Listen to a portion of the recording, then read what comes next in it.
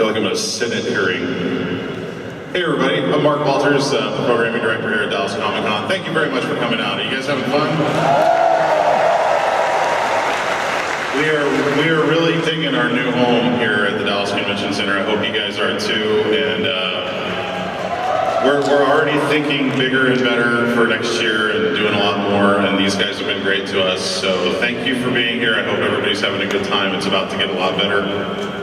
It's a pleasure to welcome back our first big panel here of the day. And to help moderate this panel, I'm going to bring up my buddy Robert Wolanski with the Dallas Morning News.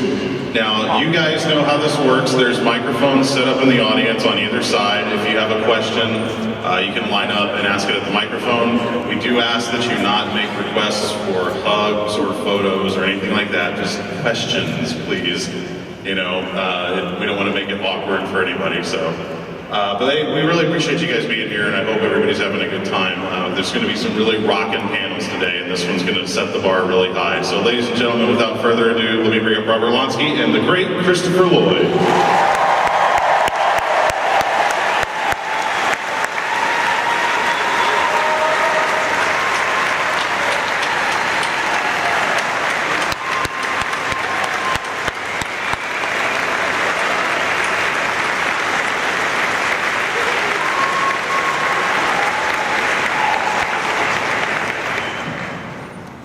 Dallas Comic Con has grown. Goodness gracious, this is much bigger than last time you were in Irving, I believe. Welcome. Yeah, I think so. It's multiplying. Well, I'm very excited to do this. I'm going to turn it over to the floor relatively soon. I assume a lot of people have questions. Those are standing there, right, with questions. Where are the microphones so I'll know where to ask folks? Excellent. So I have a question for you, though, to begin. Because I have been a fan of yours ever since I saw, when I was 7 years old, One Flew Over the Cuckoo's Nest. Yeah. Let me just tell you, when you see it as a 7-year-old, it leaves a very lasting impression. I would expect. And then it was followed very quickly by Going South. Going South. My goodness. Yeah. So I assume everyone in this room has a role or a dozen roles that they remember you for, that they think fondly of you for. And certainly every actor, when he begins his career, hopes just for one moment, one role, one scene. You've had innumerable. I've been very fortunate. Been very fortunate. Yeah. Is there one film for you that we might not think of first that really sticks out as something that holds a very fond place in your heart? What was it we were just talking about? Going South? It's Going South. Anybody seen Going South? Yeah, it was a film, my second film. My first film was One Flew Over the Cuckoo's Nest. And Going South was kind of a parody of a Western. Starring Jack Nicholson, a Mary Stein version of her first film. John Belushi, Danny DeVito. It was a crazy time. It was shot in Mexico, in the state of Durango, in the city of Durango, on a ranch that had belonged to John Wayne that he had established out there. So it was the heart of Western film country. It was a real adventure. So that was great. And I assume it was a real adventure given the fact that you were working with John Belushi, first of all, and Jack Nicholson. Mm-hmm. Yeah, well, John Belushi was doing Saturday Night Live at the time. And we were in the heart of Mexico. So John Belushi would shoot the show in New York, Saturday Night Live, and then he'd come out, fly all the way to Durango for 2 nights, 2 days, go back to do another episode of Saturday Night Live, and then fly back to Durango. He did that for about a month, and he was very happy to do it. It was an exciting thing for him, working with Jack Nicholson, and he was wanted to establish himself more on film. How did you, that was your second film. I can only imagine what it must have been like to go from One Flew Over the Cuckoo's Nest to Going South. mean, back to back, these are your first two films after having come off the stage. It's funny because some actors who grow up, begin their lives working on the stage in theater, it can be very tough making the transition to film. And some actors, they get on film and somehow it doesn't work. And they go back to the stage. It just doesn't happen for whatever reason. And I just thought, because I did so many interviews for film in New York during the time I was there, nothing, no callbacks, not even a hint of interest whatsoever. And then somebody he was a casting director in New York, submitted me for Cuckoo's Nest, and by golly, it worked out. And the first 2 or 3 weeks on the set at the asylum in Oregon, I kept expecting somebody was going to tap me on the shoulder and say, "Sorry, Chris, it's just not working. Go back to New York." But that didn't happen. And it was an incredible experience. Jack Nicholson was an idol of mine with the films he'd done before Cuckoo's Nest, Easy Rider, 5 Easy Pieces, The Last Detail, and a couple of others. And I just thought, here I am on the same set with an icon, somebody who I really admired for so many reasons, as a person and as an actor. So, an amazing cast. Danny DeVito, Vincent Schiavelli, Louise Fletcher, the guy. It says Brad Dourif was great. Brad Dourif, I mean, it was an amazing cast. And Milos Forman, an extraordinary director. Saul Zaentz and Michael Douglas, there all the time as producers. It was a big event in my life. People ask me, what was your favorite film? There's a lot of other films I've done, but somehow that was the big one for me. It sets a really high bar to begin your career with One Flew Over the Cuckoo's Nest. I mean, what are your expectations at that point? Because a lot of actors, when they come to New York when they go to New York and they make the transition from the stage, it usually begins with small roles in sitcoms, little walk-on parts. But you begin on the big screen very quickly, then begin to work your way into sitcoms, whether it's a role here or there of Barney Miller, certainly leading up to what would become Taxi. So what were your expectations of what your career would be? Because you had studied with Sanford Meisner, and you certainly knew you wanted to be a serious actor. Right. So can you sort of walk us through as we begin to approach that period of Taxi as well? Well, when Cuckoo's Nest came out, I got a letter from an agent in Los Angeles that I eventually signed with, and I've been signed with them ever since, the Phil Gersh agency. And I came out from New York, I'd done nothing but theater. But Cuckoo's Nest came out, and that kind of gave me a foothold. And I thought this would be the time to go out there and see if I could win in film land. And I had told everybody that I didn't want to do sitcom. I had a bit of an attitude because people in the theater in New York, that's like where the true actor belongs. And to go to Hollywood and do a sitcom is like selling your soul. And literally, it was very strong feelings about that back then. I don't think it's that way today so much. So I came out and told my Phil Gersh, I do not want to go up for sitcoms. But after a while, he kind of slipped me some sides to go up. I remember I went up for some part, Starsky and Hutch, and a couple of others. And then I was out there about 2 years, I think, but I was called to go up and meet the folks for Taxi. And I did, and it worked out. And I love sitcoms. So, yeah, there was a time when I was out, it was about an 8-month stretch when I got no appointments. This was after I went to to the coast. I had no appointments, no interviews, nothing.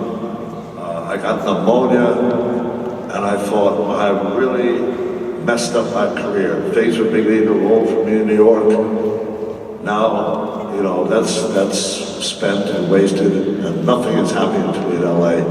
And I felt I really mismanaged my career.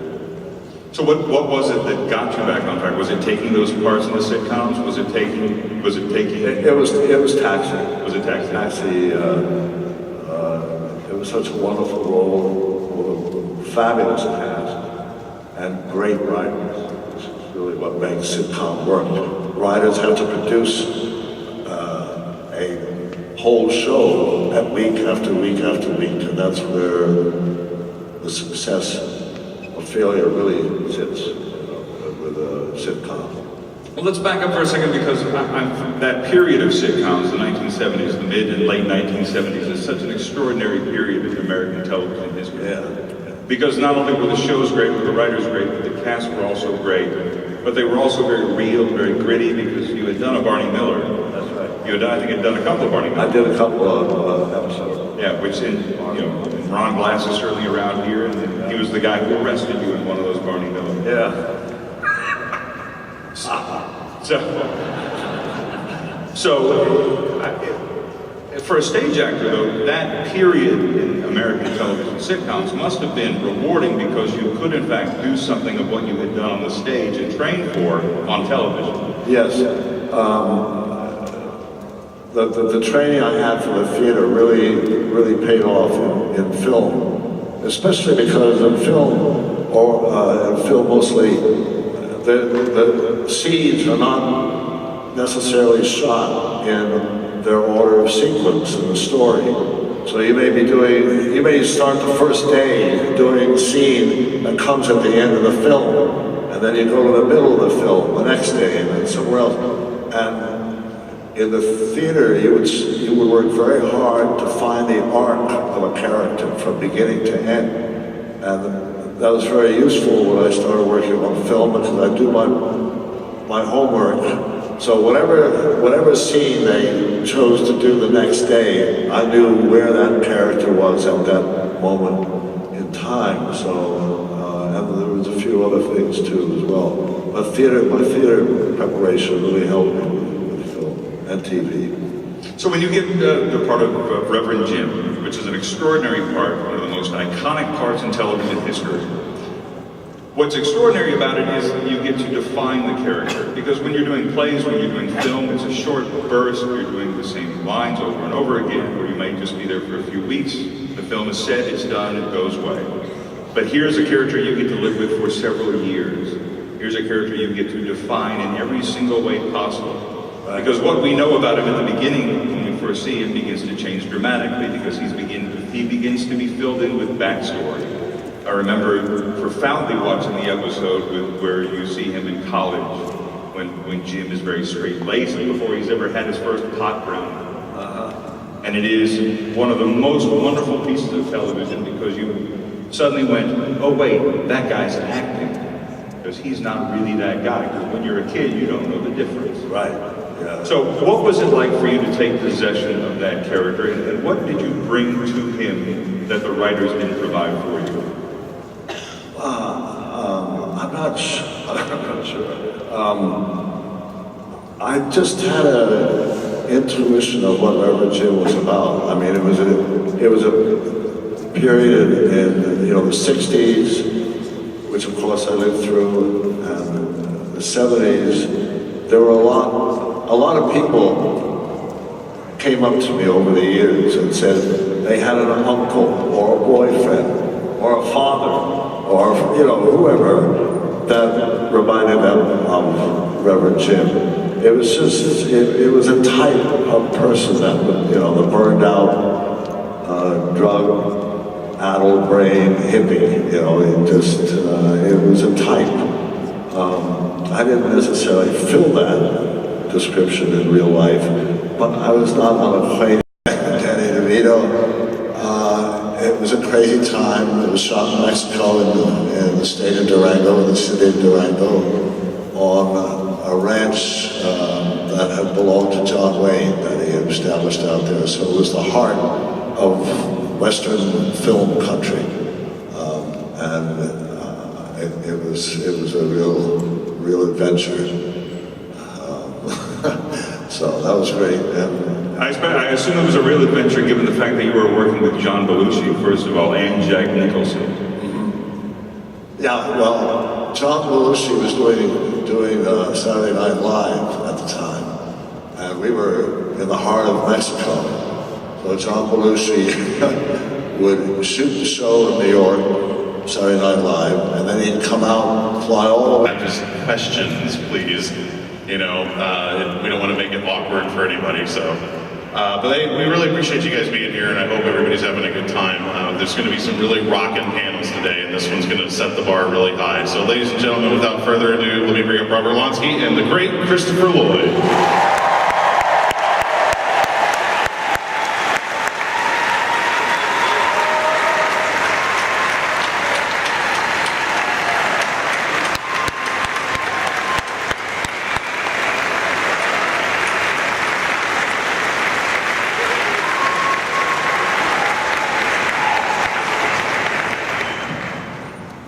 Dallas Comic-Con has grown. Goodness gracious, this is much bigger than last time you were in Irving, I believe. Welcome. Yeah, I think so. It's. I feel like I'm in a Senate hearing. Hey everybody, I'm Mark Walters, the programming director here at Dallas Comic-Con. Thank you very much for coming out. Are you guys having fun? We are really digging our new home here at the Dallas Convention Center. I hope you guys are too. And we're already thinking bigger and better for next year and doing a lot more. And these guys have been great to us. So thank you for being here. I hope everybody's having a good time. It's about to get a lot better. It's a pleasure to welcome back our first big panel here of the day. And to help moderate this panel, I'm going to bring up my buddy Robert Wolonsky with the Dallas Morning News. Now, you guys know how this works. There's microphones set up in the audience on either side. If you have a question, you can line up and ask it at the microphone. We do ask that you not make requests for hugs or photos or anything like that. Multiplying.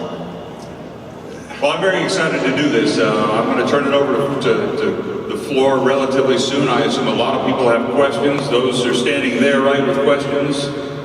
Where are the microphones so I'll know where to ask folks? Excellent. So I have a question for you, though, to begin. Because I have been a fan of yours ever since I saw, when I was 7 years old, One Flew Over the Cuckoo's Nest. Yeah. Let me just tell you, when you see it as a 7-year-old, it leaves a very lasting impression. I would expect. And then it was followed very quickly by Going South. Going South. My goodness. Yeah. So I assume everyone in this room has a role or a dozen roles that they remember you for, that they think fondly of you for.